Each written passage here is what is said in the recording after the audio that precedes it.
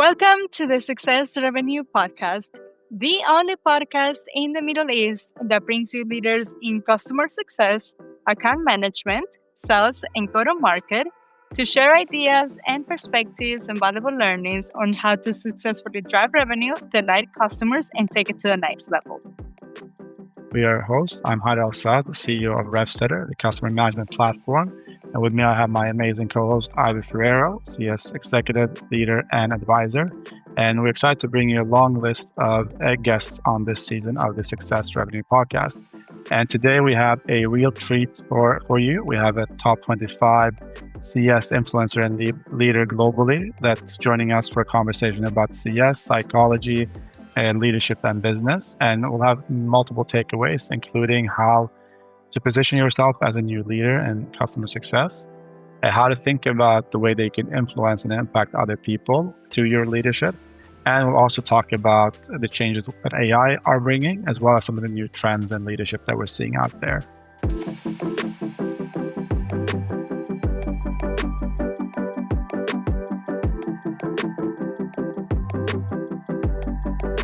Ivy, looking forward to this conversation. I know this is someone that's near and dear to your heart, and you're excited to have on the podcast. Yes, I am so excited. And I feel like this is a full circle because I met Rachel through listening to, I think it was a podcast, Women in CS. And I have heard so many guests on that podcast, but this one time I heard her speak about the psychology of customer success, and that really got to me. So I'm so excited about all the little golden nuggets that she's going to be dropping on this podcast. But how are you, Hader? Yeah. How's traveling? How's Europe? How's traveling with good. 3 kids? I know. Yeah, we're used to at this point getting around with all the kids, driving so much, living abroad for all this time. But yeah, it's been good. We're traveling. We're in Europe right now. They've actually been good. They haven't been too crazy. They're all under 7, so they'll have their moments and all that stuff. But it's been good, and I've also been very busy. There's a lot of meetings and calls, so trying to combine everything. But otherwise, no complaints. Just figuring out all the time zones as I'm shifting between different places and countries and trying to get all that to work out. But I'm used to it at this point. What about you? You're still in Dubai in the heat? Yeah. Yeah, but I'm so surprised the heat is actually not bad at all. This weekend, That's it was good. even a little windy and everything. Nice. Yeah, That's so great. I think August will be slightly different, but so far in July, we're surviving through it. That's But good. Yeah. talking about heat, why don't we just go ahead and go straight into bringing heat into this conversation and bringing Yeah. Rachel home. I'm so excited to talk to her. Yeah. Let's do it. I think it will be a long and good conversation with her. So let's do that right away and jump into a bunch of the topics that we want to cover today. Let's do it. Okay. Okay, amazing. Here we go. All right, guys. I am so thrilled because today we have Rachel Provan. She is a top 25 customer success leader turned brain-based leadership and career coach and the founder of Provan Success. She helps first-time managers at startups become respected leaders of high-performing teams. Her flagship program, the CS Leadership Academy, is known for helping new or struggling CS leaders build and scale revenue generating CS departments. And her upcoming program, the Leadership Lab, will help support first time managers become respected leaders across a range of roles. She has a deep passion for fusing human psychology with practical leadership strategies. Rachel also hosts the popular podcast Psychology of Customer Success, and you will be able to connect with her later on. We'll be able to share her LinkedIn. But the reason why this episode is so meaningful to me is because I actually have been mentored by Rachel. I was mentored by her for about 1 year. And I found her on a podcast just like this.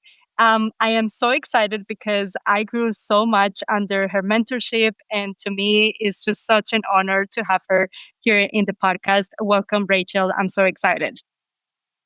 Thank you so much. And it's so good to see you. You hear about these things and you don't realize sometimes like how much the person on the mentorship side gets like just as attached and just as excited. And like, I'm just so excited to see you doing this and how much you're thriving. It's been amazing. Thank you. Richard, so to kick us off, why don't you tell us a little bit more about where you're based, a little bit more about your background and how you ended up in customer success? Yeah, it's always an interesting road for those of us who've been in it a long time, because all of us fell into it, right? If you've been around long enough. So I'm currently based in New York City. I have been, most of my adult life, and I ended up in customer success because I was actually an actress. And I was working at a company that allowed me to leave for a month or two at a time, film a movie, and come back and still keep my job and still keep my health insurance. So I was like, I am never leaving this place unless I am like a millionaire. Um, and then, as I got older and was tired of the entertainment world because it is really rough, um, I started to grow in this position. They just kept promoting me. And it was, I don't even know, I think they called it like an ops position. Um, and I got promoted to director, then VP of ops. But what I was really doing was a combination of professional services and customer success. Um, while the original motto had been kind of like, hey, garbage in, garbage out. It's not our fault if you give us something bad quality. Mine was, okay, but I know we don't have to do this. I know we don't have to like give them a timeline of when everything should be in and tell them best practices and like double check that the signatures are all done. But what if we did it anyway? Um, and we noticed that we had a lot higher retention, and all of a sudden, new customers were coming to us from bigger companies, and we spread that out across the organization. And this is not the only reason, of course, but it got acquired, which was what the company wanted. I started there, it was like the 30 something employee. It got acquired by PR Newswire and later by Merrill. Um, and once once I kind of reached, I was VP, I reached was bumping my head on the ceiling because even though it was VP, it was of a very small company. So I moved on to another company where it was more of a customer success specific role. Like I knew I wanted that in my title. So I moved back to an IC role from VP to get that role in my title. Because once I heard of it, I was like, that's what I do. So I got to make sure that people know that's what I do.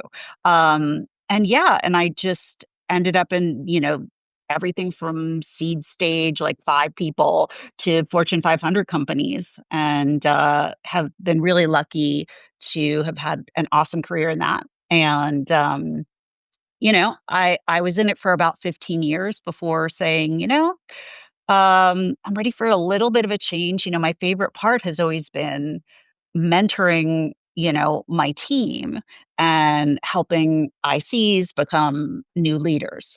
Wherever I worked, I kept ending up with all these people getting promoted because they deserved it. So I said, well, why don't I do that? And Provan Success was born. Wow, I love that. I had no idea that you were an actress before. Huh? Oh yes, oh yes. Wow, that's amazing. And Proven Success, you're basically doing the academy, but you're also running one-on-one still. I do a little bit of one-on-one. I'll take like 3 clients at a time only because my schedule's bananas. But if people really need that one-to-one interaction, and also, sometimes Ye there are some people who want the group, dynamic, and some people who are like, "My company is just too messed up, and they're willing to pay for this, and please help me." I'm like, Yeah. "Okay, let's go." And I do love having my one-on-ones. But yeah, we have the CS Leadership Academy, which helps, new or struggling CS leaders learn how to build and scale a revenue-generating CS department, but also teaches them everything they need to know about leadership, time Mm. management, cross-functional collaboration, how to build high performing teams without having to pretend you're someone you're not. So much Yeah. of this leans into authenticity, psychology, like why do people do the things that they do and how can we influence that in a positive way? And I also I have a program for people who are looking for new CS leadership jobs. I don't do the coaching for that anymore. I've hired people who are even better than me. Um, Nice. so those are my main offerings, and I do have the next one coming up that is just for first time managers at startups. They don't have to be in CS because I've had so many people reach out to me being like, "Hey, we've heard your podcast. This isn't just about CS. This is relevant to me. Like, can you help me?" So it's like, well, yeah, of course, it's human psychology. Of course, it's relevant to you. But I wanted to create something for those people who are asking for it. Yeah, no, and Rachel, when I was working with you one-on-one, the reason why I really enjoyed your mentorship is because I thought you were the first person that I have ever heard talk about how customer success was all about psychology and how to get people to move and do the things that you want them to do. So I find that it was so interesting, and it helped me a lot to rewire my brain, and I think it really helped me to even understand the job even more. So yeah, so for anybody that is listening to that, they really want to take their career to the next level and they're in customer success, Rachel for sure is your person. And Rachel, where do you think customer success is evolving? And where do you think, yeah, where do you think everything is going? I think there's been such a big change between like, is customer success going away? Is it being enhanced, or what is actually happening to the industry? I think AI has thrown a little bit of a monkey wrench in, whereas normally I know what I think, I know where things are going.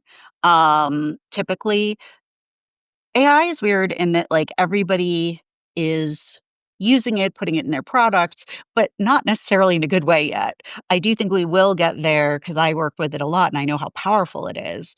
But I've really seen AI shine the most when you use it to what I call automate what you hate, do the grunt work, because there's far too much of customer success that was administrative, and it really kept us from doing the work that we love, the work that we're great at, the strategic advisement, understanding people's companies, understanding their pain points, and being able to guide them towards better results for themselves. It's really hard to do that when you're drowning in digital paperwork. Yeah. So I do think that that will help us focus more on the part we like, right? Hmm. It has gone more sales focused, and I do think CS exists on a pendulum. Like, at one point it was like, oh, we're practically a part of your team, use us that way, and very, very close to the customer to sort of the other side where it's just like we're purely revenue driven, customer who just like why aren't you upselling them, pure account management, which I don't think is particularly helpful. I think CS can sell very well if they're trained, but it's also another job. My preference is for CSQLs, which is where customer success sort of surfaces opportunities and passes it along to an account manager to close those. I understand Yeah. people don't want to pay for two positions, but when you don't want to pay for two positions, you're not going to get the result of having two employees doing two different jobs. You're going to lose some quality there. That's Yeah. just a fact. Trust me, I run a business. I don't want to have to hire two people when one could do the job, but I have to know what the important thing is. And when you only have account management and support, doesn't matter if you call it customer success, if it's only account management and support, churn tends to be closer to 75, 80%. And when you have customer success and account management with support, it tends to be closer to, 95-ish. And that's Mm. gross retention, not even net retention. We're not talking about upsells, like just keeping people there. So not everybody needs their hand held, but are you willing to give up on, 25% of your revenue? I'm not, Yeah. you know, I have CS in my business, because I know that like just because you built something awesome and it can get someone results does not mean it will. A gym could give me a six pack. That doesn't mean I have one just because I have a membership. True story. Um, there's the human element. You've got to get them to do the things they don't want to do. Wake up early, do things that are uncomfortable, do things that are out of their regular routine. And most people don't want to do that. The novelty wears Yeah. off and they fall off, even though they do want the result. It's just like, oh, I didn't realize it would be this much work, and maybe it's not that important. Haven't I done enough? So you really do need people who are specialists, not only in strategy, but in influence. And that Hmm. really does come down to psychology. So that is my very long-winded way of saying, I do think we'll get back to more of the strategy and influence part of that as people see that the current way of just turning CS into sales doesn't really work. Um, Yeah. Yeah. Yeah, Yeah. I that definitely. that Yeah. there are repercussions. Yeah. Mhm. And you are 100% Rachel. I remember when you were mentoring me, I did had somebody in my team who had a lot of resistance to selling. And it wasn't until I took your course on how to properly sell and look at it from a perspective of you're helping the client and you're not just here just to sell something just because you have to sell something. I do think, and I agree with you, that it is not something that is natural for a lot of people to do. And it does add an extra layer of responsibility of not only getting them to renew, but also upselling them and cross-selling them on other services as well. Yeah, definitely. Agreed. And look, I'm not, I cause a lot of, it's a very unpopular opinion to say that I don't love having CS pushing upsells because that's what companies want, and people don't want to go against what companies want. Um, but you're actually going to get more revenue if you do it the other way. And look, I Mm, can teach people to sell, as you know, I have. Um, but the way you teach customer success people to sell is different than traditional salespeople. You've got to teach them to sell in a way that helps the customer because that's what they're mm, driven to do. They're so, driven to help someone. And this is what I mean about influence. You have to find what drives the person. For some people, that's going to be helping others. For some people, that's going to be money. For some people, that's going to be security. And none of those are necessarily better or more altruistic than the other. It just is. So you've got to tap into whatever that is for the person and speak their language. And you can only do mm, that if you have a certain level of confidence and you've calmed your nervous system down enough that you're not only focused on yourself and the mm, fear of losing your job. Mhm. Yeah, mm, yeah, that's a great point. And I think at the end of the day, right, it's all the same thing because ultimately, as a business, and you know this yourself as a business owner, you have customers, ideally to keep them on and make sure they're growing with you and staying long term, right? That's the ultimate goal of the business. Otherwise, you run out of cash and you can't continue your business, right? But Mm-hmm. I think when people talk about, and especially maybe in this day and age where we have a lot of maybe CROs that are starting to own customer success, they come from a sales background and you talk about customer Mm-hmm. revenue and renewals and expansion. The translation is okay, now we need to sell that CS, but it's not about selling the same way that new business sells or how you're hunting new deals. It's about how do you leverage that relationship, leverage that influence to actually drive the right value for customers. So they want to expand into new solutions. They want to renew. They want to stay on with you.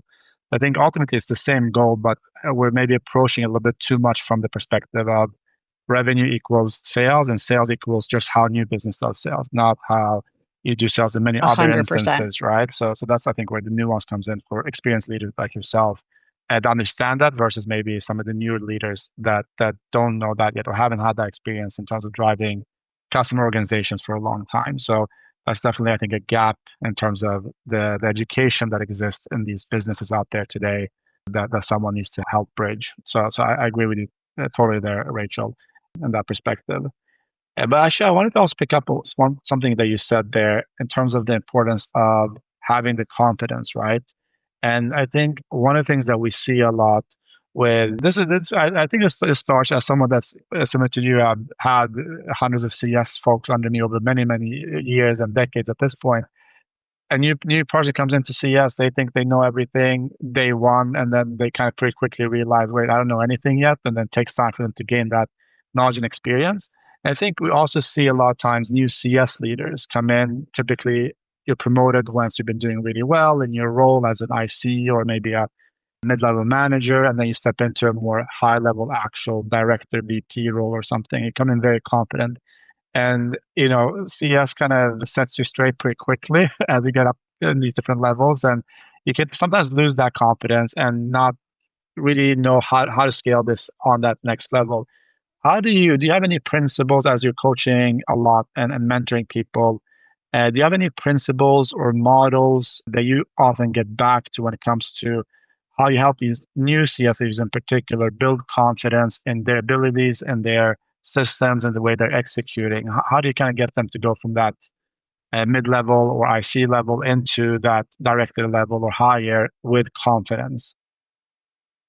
I love that question because it's my favorite thing to teach, and it's the thing that I've had most people tell me afterwards, like, "Look, building a CS department to the level you want it takes time, right? You're not gonna get that done in 3 months. Sorry, folks." Um, but what can change in that time is your level of confidence, and that changes everything in terms of how you lead, how much people are going to listen to you. Um, and first and foremost, a lot of it is just resetting expectations of how you're supposed to feel. First of all, being a manager or a director or a VP, those are all completely different roles, especially from an IC. From an IC, you're doing the work, and as any sort of management position, you are now not the doer. You have to influence others to get it done without like looking over their shoulder, telling them how to get it done. Because that's the only way most people know how to do it when they Mhm. first get to Yep. management. And unless they're trained, that's how you get a lot of crummy managers. And that's how they continue to exist today. Mhm. So, first of all, in explaining to people, like, hey, this is how you manage. This is how you lead a meeting. This is how you have a difficult conversation with an employee. This is how you motivate an employee. And as they see that that really fits in with who they are, that it doesn't have to be what they have pictured in their head.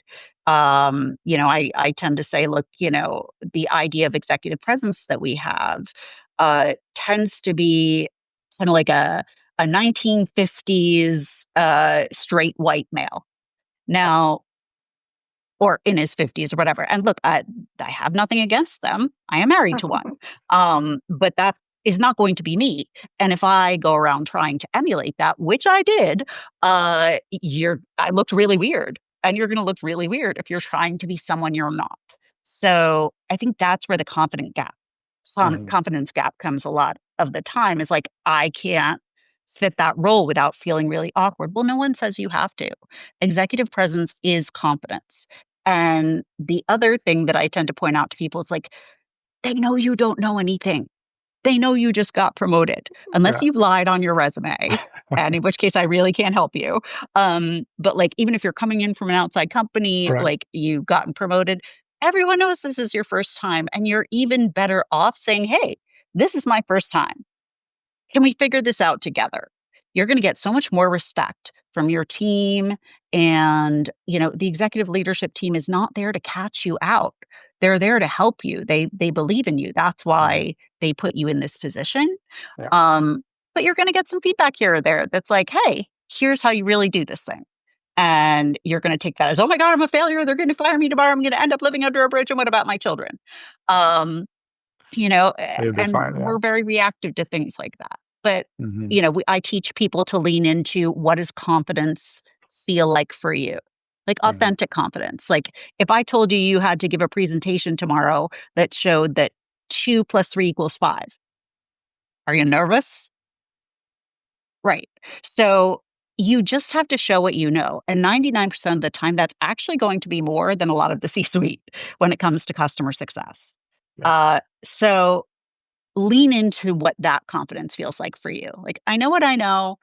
It's actually good if you're realizing you don't know anything because that's the Dunning-Kruger effect at work. The Yeah. Dunning-Kruger effect says, like you just mentioned, you start something, you have a little bit of knowledge and you think you know it all. And the second you start really digging into it and learning more, you realize just how much you don't know. And you're like, oh my God, I'm never going to get this. I'm horrible. And it's just because you've realized the gap. No one Yes. expects you to go from not knowing anything to knowing everything. Correct. We bring that confidence gap up by saying, all right, I have no idea what I'm doing. Fair enough. But how taking that from, I have no idea what I'm doing, but I could learn. All right. Hmm. And we take that from, okay, I still don't really feel like I know much, but I'm learning and I know more than I did before. And hey, I'm starting to really, understand some of this stuff. And hey, like now I really feel confident. But you're not going to jump, I don't care how many Mhm. affirmations you do or how many post-its you put on your laptop. You're not going to jump from like having zero knowledge and being aware of that to, I'm the best CS leader who ever lived. And, that you're not going to go from that overnight, but you can do it tiny step by tiny step. And that's how you really build that confidence. Mhm. Yeah, mastering your skills is always the way to do it, right? Step by step, like you said. And I was going to ask you, Rachel, about kind of question about leadership and management, but as you were talking, one thing that came to mind to me is when I kind of look at just my own experience, right? And I'm sure you guys have had the same experience yourselves and managing people throughout. I've seen often from leaders around as I was coming up, and then also when I've been in the executive rooms and the boardrooms, etc.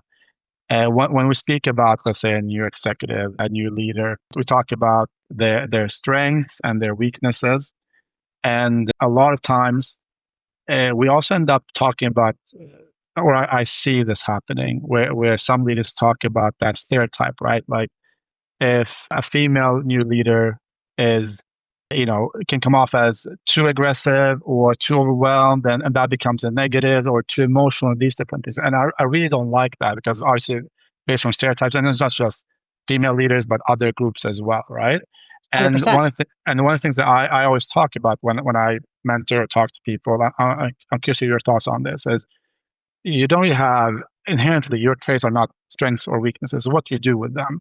You have a lot of emotions, you're Yeah, emotional persons, how you use those emotions to fuel or do things or lead or inspire. That's what makes it a strength or weakness, not inherently because you have a lot of emotions or you're very firm on things or you're aggressive or not. Like these are just traits that you have, and it's about using them the right way. But I see it too often leaders come in because you were talking about that, the 50-year-old white man stereotype. And as new leaders, we try to emulate what the stereotype is versus leveraging our own strengths to actually lead and 100%. and be our best selves. How do you kind of get people to that? Because it's not an easy thing as you come into that new role, and especially if you're maybe from a group that's not the white middle-aged guy, to actually just be yourself and take that step and take that ownership. That's really hard for new leaders to do, and you have to really coach them. I'm curious to hear how you do that, how you think about that. And it's a great point. It's something that I think you have to dip your toe in. Um, and when you do that, like when you do it just a little bit, you start to realize, oh, okay, they liked that. And it's kind of like when you're first starting to date someone, like that's not the real you on that first date. Um, it's neither of you. It's ridiculous. But little by little you show like your weirdness, Hmm. and if you're the right fit, then the person's going to like your weirdness. Now I wouldn't say show like your weirdness, but show yourself, show like, Hmm. oh yeah, like that's something I rock at, or that is not my specialty. You Hmm. don't want to lead with that's not my specialty the very first day, Yeah. but lean into your strengths. And by doing that, it's going to build your confidence because you Hmm. know the stuff you're good at. Don't go like I'm not going in someplace and saying like, "Hey, give me all your spreadsheets and I'm going to give you an amazing data analysis," because I am terrible at that. So, Hmm. I'm going to lead with like, "All right, show me all your communications. Let me talk to your teams because that's where I can make a bigger difference." Hmm. And I can telling people like, "Hey, you can bring someone along. You can take someone in your team," which I've done, and say, "Hey, you're great at data analysis. Want to be the rock star? Want me to like call you out on everything that you're doing amazing because this is not my thing." It also really relaxes the team when you say, "Hey, no, that is not my strength." That Hmm. they know that that's acceptable to even Yeah. speak that way. And no, that is not the way like a 1950s executive might Yes. see. And it's for the better. You know, the best leadership just allows you to be a human, allows you to be who you are, because it's really when you're feeling defensive that you start with uh, Hmm. the jerky reactions.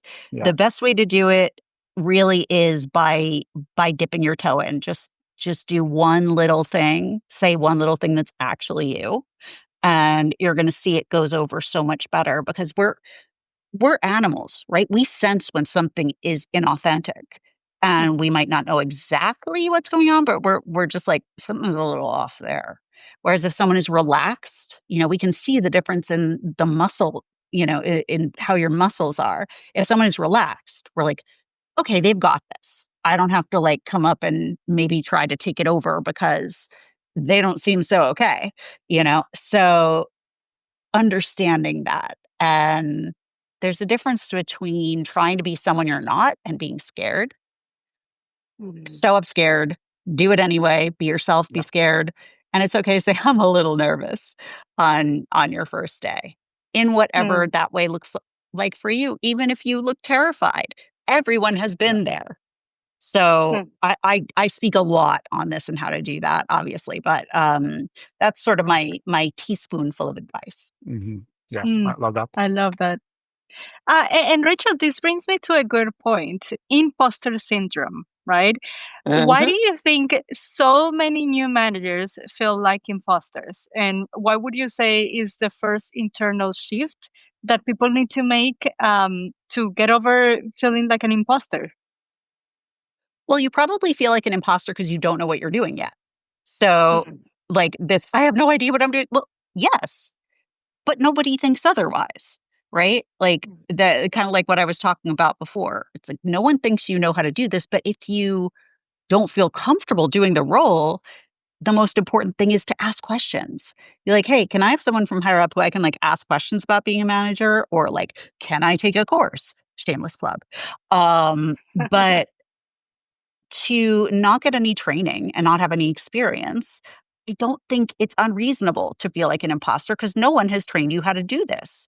Like if you sent someone from marketing down to engineering, completely different role, completely different context, they're going to feel like, what am I doing here? I think it's Yeah. unfair for us to put that on people like, oh, they have imposter syndrome. It's like, well, no one trained them. So that's fair. Mm. So if you have imposter syndrome, understand that you're not pretending to be something else. You're learning. You're learning to be this new role. And you have to be a little bit patient with yourself. But it doesn't make you an imposter. And there is literally no one on earth who knows everything. Yeah. I constantly, as I got more confident as a leader, I was like, that's a great question. I have no idea. Let's look it up. You know, it's it's a normal thing, but it doesn't have to be a bad thing. Mm. Got it. Got it. Yeah, that completely makes sense. Yeah, I feel like we're all first timers, so at some point we're all gonna feel imposters are doing something. And Rachel, what is your approach to helping leaders gain executive buy-in without sounding like they're selling themselves internally? Well, first of all, it's not bad to and I wouldn't say sell yourself, but, like, you do need to play the game, right? There are internal politics.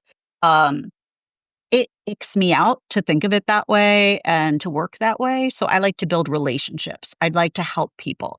It's who I am. That's what drives me, so I lean into that. I leverage that.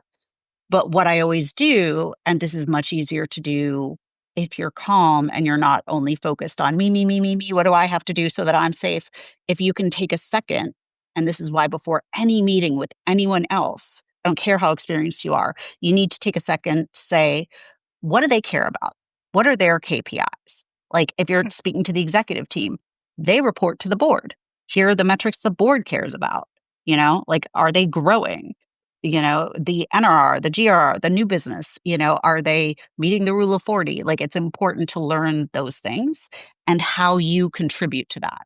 So, whatever you're going in with, it can't be, oh, we need to do this because we have 5 customers saying that they don't like this feature and it's really difficult to use. I mean, that's not going to go at the top of my list as a business owner because it doesn't sound, I mean, like, sure, we want to make them happy, but it doesn't sound make or break. What do I care about? Is my business healthy? Like, I don't have investors, but if I did, I'd be even more freaked. Um, you know, being able to say, okay, we need to fix this because we've had this many complaints, which is representative. A lot of people just vote with their feet. That these five are representative just in themselves of X amount of revenue. If we add all those accounts together, that represents X amount of revenue, and they're not happy all of a sudden.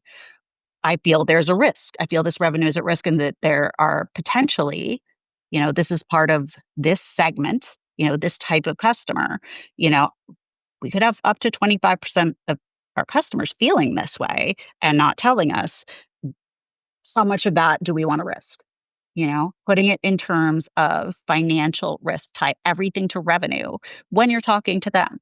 If you're talking to marketing, tie everything to like what's going to make people interested in this. If you're talking to sales, it's going to be what's going to make it easier for you to make the sale.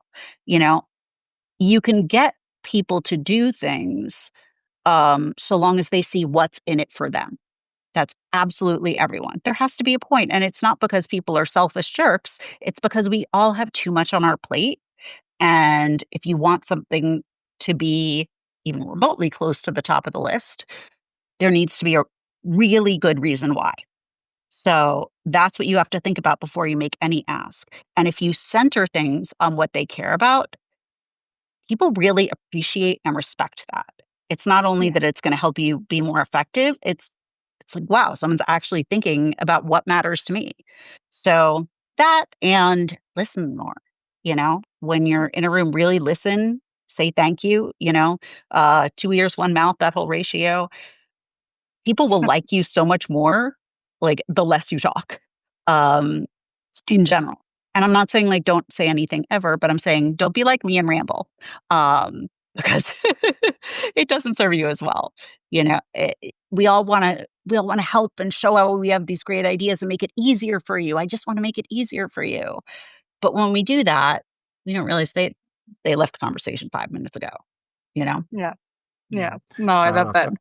Yeah, that's a great point. Is like when you hear these stories of it could be any team, whether that's in business and sports, etc. That, well, when this guy, when this girl, when they talk, then everyone listens, and it's typically because they don't talk that much. They often just listen, and when they talk, it matters. So when you have something to say, especially in that executive setting, it's important that you actually say it with a purpose and intention, right? Versus just saying a lot of things for the sake of taking space or saying things, right? So I definitely agree with 100%. that, Rachel. That's a great point.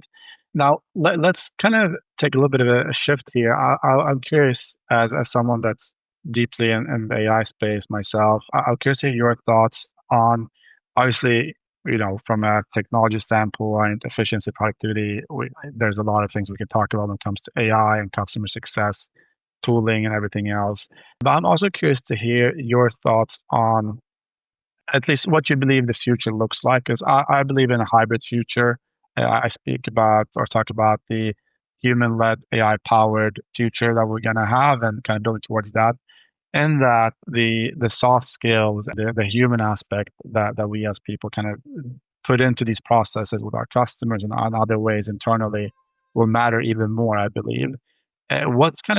What's the conversation that you have with leaders about AI, how they can adjust to it as leaders and kind of benefit and amplify their impact and as individuals around the AI that's inevitably going to get into a lot of things that we do, right, in our businesses. I'd love to hear your thoughts on that. Sure. And I've recently gotten super deep into AI, and it's not the type of thing I would typically get into because I'm not super techy, but it's not super techy. I was very resistant to it for a while because I was like, that is the exact opposite way from how I think. I don't think, like a computer. I don't think step one, step two, step three, my ideas are more creative than that.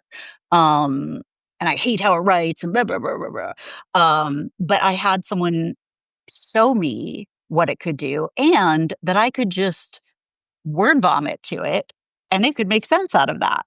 That was a game changer for me. That I got like a better voice to text app to allow me to just, say, hey, here's what I'm looking for.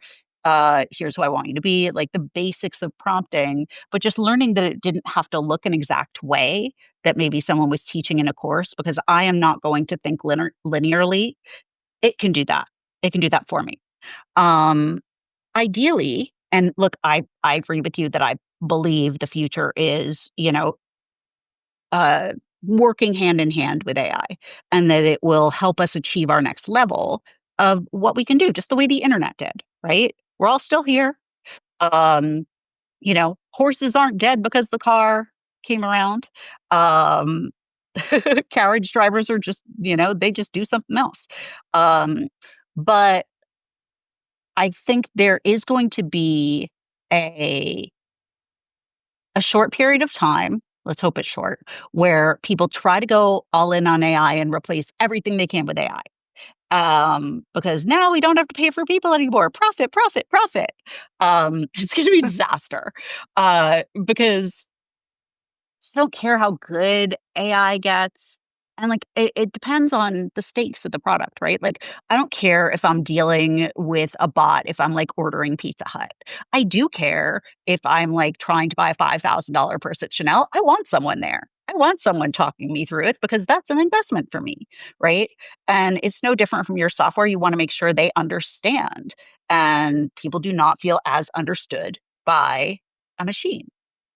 Um, and a machine also can't read humans in the way that other humans can, right? So we talked about, with the leadership thing, being able to see someone's muscular position or a flicker of an expression. The the colder and more text-based you make conversation, the more you're going to miss.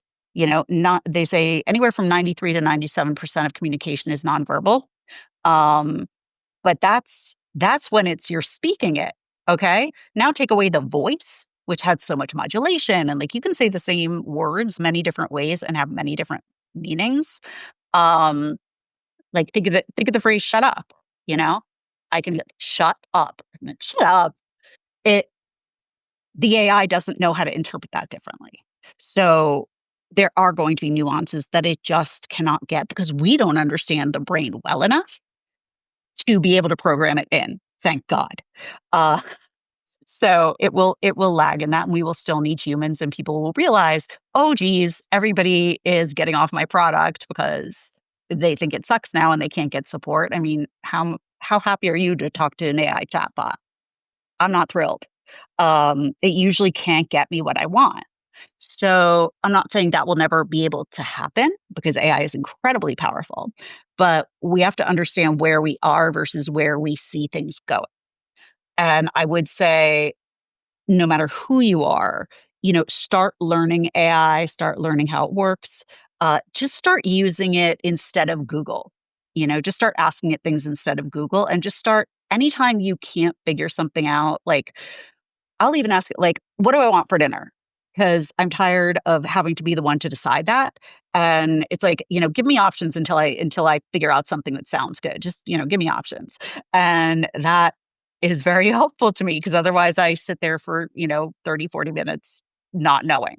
Or just like, "Hey, I have a 10-year-old and he is getting grouchy with me and he's not talking to people so much anymore. What's going on?" It'll be like, "Oh, well, he's hitting his preteen years. Here's what's going on. Here's what you can do." And it really can give you so much in every area of your life. It just can't replace everything. It can't replace people, but it can replace a lot of annoying grunt work. So learn whatever you can. I take a fantastic course, but it is geared towards business leaders. So, like business owners. But if you look up Callan Faulkner, and I can write her name for you, I think she has a more general class that teaches people how to prompt. And everybody I know who's spent any time with her just walks away like, "I need to lie down. Like, that just changed my entire view of the world, and I need to lie down." And, like, in a good way. So find that teacher for you who makes you excited about it, not like, "I'm learning this because I have to, and I'm filled with dread, and I hate every second of this." Find someone who makes it fun for you. Oh, good, I good love that. advice. Yeah.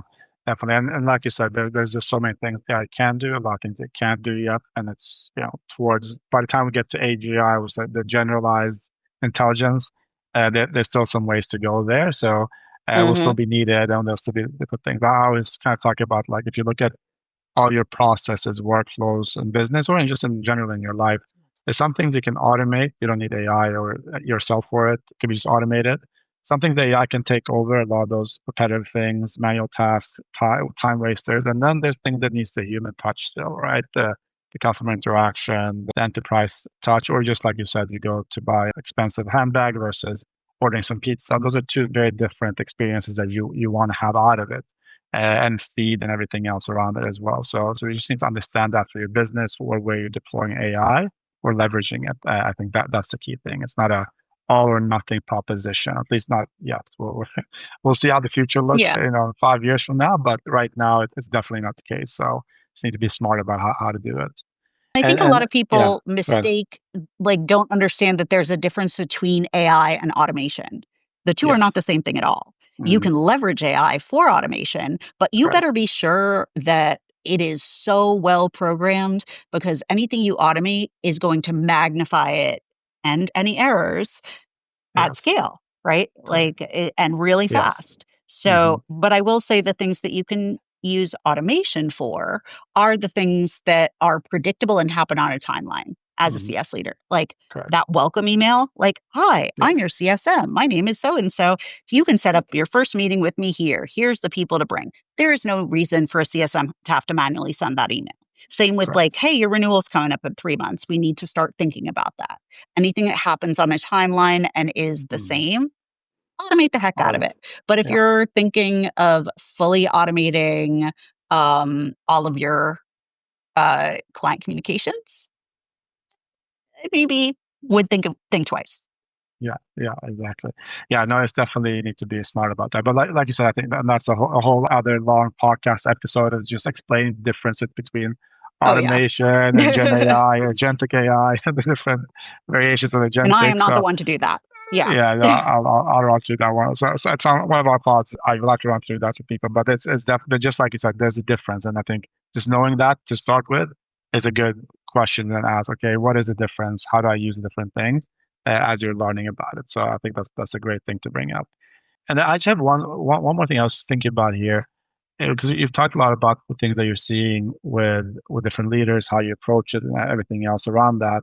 But what are is there any trend in particular that you see right now that in terms of existing leaders, new deals coming up that you're either excited about within CS and go to market in general, or that you maybe feel is maybe not a positive trend? Is there anything in particular you're seeing as of late? Companies investing more or less in new leaders, either approaching things in new ways, or any type of trend that you're seeing out there that is worth mentioning? Yeah. Um, well, global markets being what they are, and I know more it than, other um, I will say that since since zero interest mortgage, not mortgage, since zero interest rates have ended, all of a sudden, money's not free anymore for investing. And people are starting to see, oh, if we don't invest in customer success, we're in trouble. Like they're starting to realize that retention is a lot more important than they thought. There's still a gap between understanding that, yes, we have to focus on retention and we have to focus on expansion. Um, and the fact that you can't just turn on a button and do that, that's a very complex, motion to build, and it's one that takes time. I think a lot of companies expect CS to be an immediate revenue stream of, like, new revenue, and they kind of assume that, that retention should just be automatic because, like, we made the product and it works and, they wanted the product, they bought the product, that's not an issue. It's like, well, again, we go back to the gym. The gym works great. I don't. And that's a lot of people. So getting them to understand that so much of what I teach is really how to communicate how CS really works and why it's a little slower and all the things that have to be in place. But the value that you get at every single step, right? It may not be the one you want right away, but you're not going to get the value that you're going to get out of like a seriously mature, like HubSpot or Salesforce level customer success department if you have, two CS people and a Google sheet. But sometimes it takes a very careful conversation to get people to understand that. And something else there too is that you're going to have that conversation over and over and over and over. That's just the way it is. They're going to say they get it. And then in 2 weeks, they're going to come back and be like, why was that again? Why can't you just like snap up money again? And it's like, aha. So just understanding that they're going to have those conversations over and over, that even though people are realizing the importance of customer success more and more, that they still don't know what it is that we do. And you have to be able to explain, like, we help the customers get the outcome that they were looking for when they bought the product, right? We help them get what they came for. Because even though that exists in the product, it takes some change management to get there. And we help them through that in a variety of ways. That's kind of my short version of the way I explain it. Because otherwise, they're like, well, what do you do? Do you sell? Do you support? Like, what are you doing? It's like, we're handling the people. The people are the problem, and we're helping that.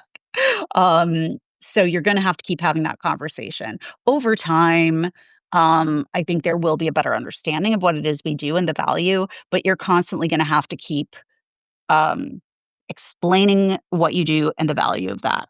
I don't think there's anything that's like, hey, this is on the horizon. We're super psyched about it. I think everyone's just kind of like, what's going to happen? Oh my God, please don't take my job with AI, and I don't think we're there yet, but I think that's really where most people's minds are. And don't, cut my department in half and say, do more with less.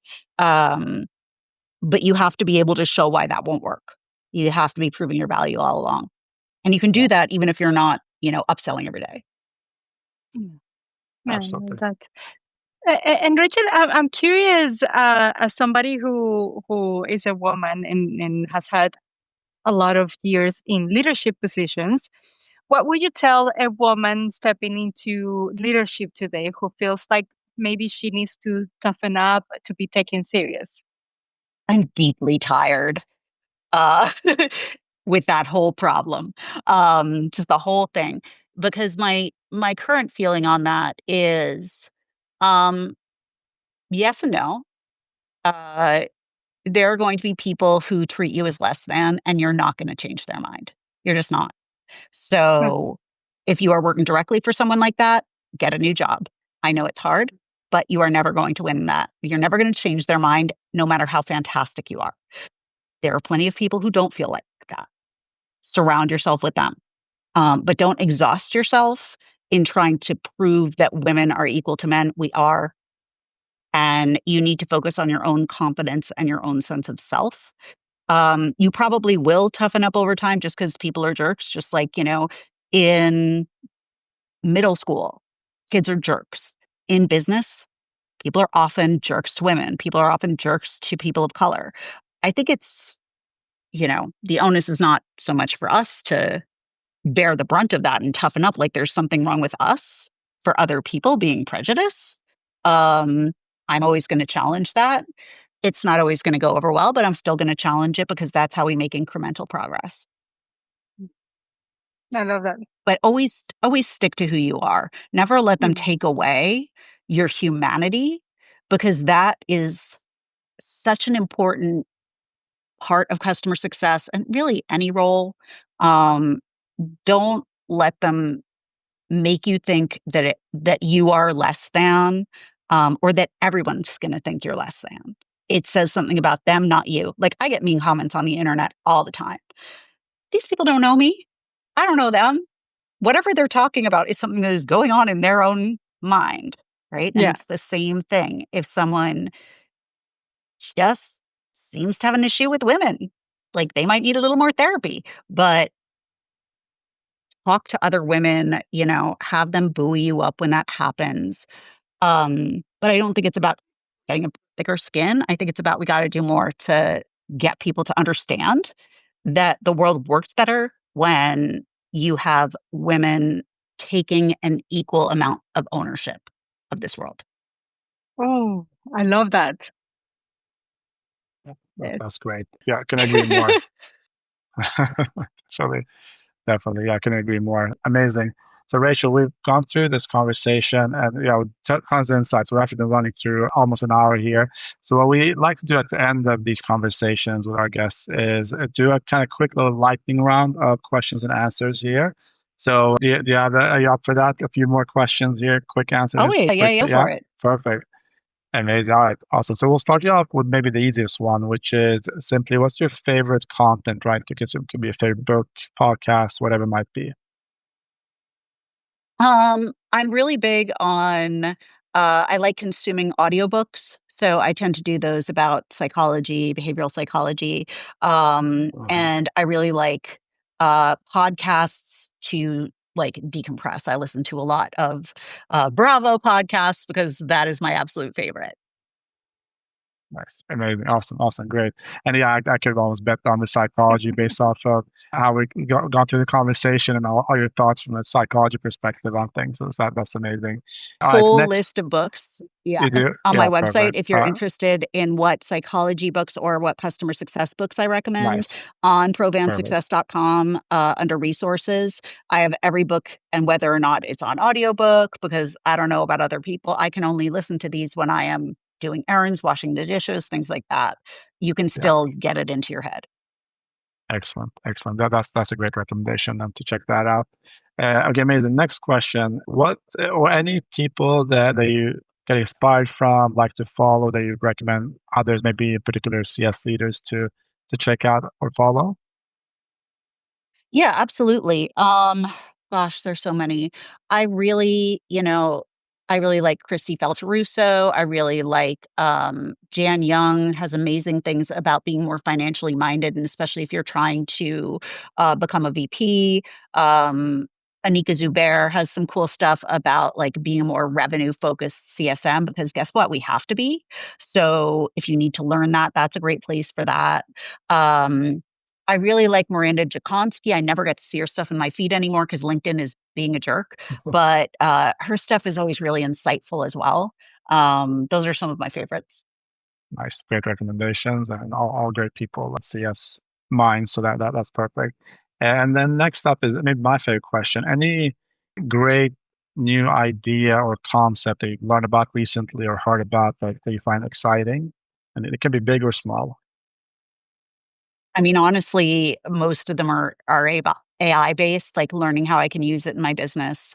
Mhm. Mainly, and again, not for automation, but for helping me think through things, like loading in different ways I'm doing things, about how my business works, and just having like some great prompts to ask it with all that information. What would you recommend to help me save time? And the stuff it spits out, when it has the right context and instructions, oh my god, it's like I hired like a $500 an hour consultant. Yeah, It's absolutely amazing. I had an ops person come in and be like, "Yeah, that's what I'd say." So just the ability, and look, it's gonna hallucinate too. So sometimes you're gonna get the brunt end of that stick, but just being able to play with that and seeing what it can do and the ways it can add to my life has been really fascinating to me. Mm, I love that. And Rachel, what is one life philosophy you like to live by? This is my favorite question to ask. It's something around, like, helping others, but also eyes on your own paper, you know? Don't worry about what other people are doing. They've got other things going on. Don't measure yourself against them. Don't judge them. Eyes on your own paper. Do better than you did yesterday. Help people as much as you possibly can, and leave the world a little better than you found it. Oh, I love that. Yeah, that's beautiful. That's beautiful. And on the weekends, Rachel, what are you up to when you're trying to decompress for the week? What do you do on the weekends? I am covered in children and dog on the weekends. I have no time or space for myself. Truly, truly, that is my life. Someday, I'm sure I will read or leave the house for somewhere that isn't like a climbing gym to watch my kid. But at present, this is our season. Yes, I love that. I saw you got a new puppy. So cute. I love it. He's amazing. Yes. And Rachel, where is the best place for people to connect with you if they want to connect?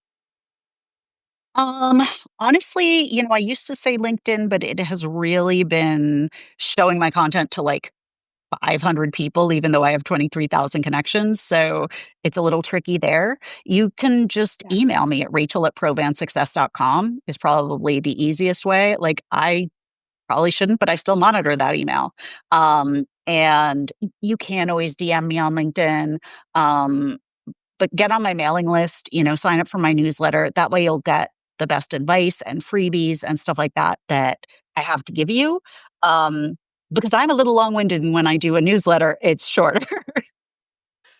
I love the newsletters. They have a lot of Thank value. you. Yeah, I love it. Thank you. Rachel, we So have great. made it to the very end of the podcast. It has been such a fantastic time talking to you and hearing you talk anything psychology, CS, and how to get people to do what you want them to do is always fascinating.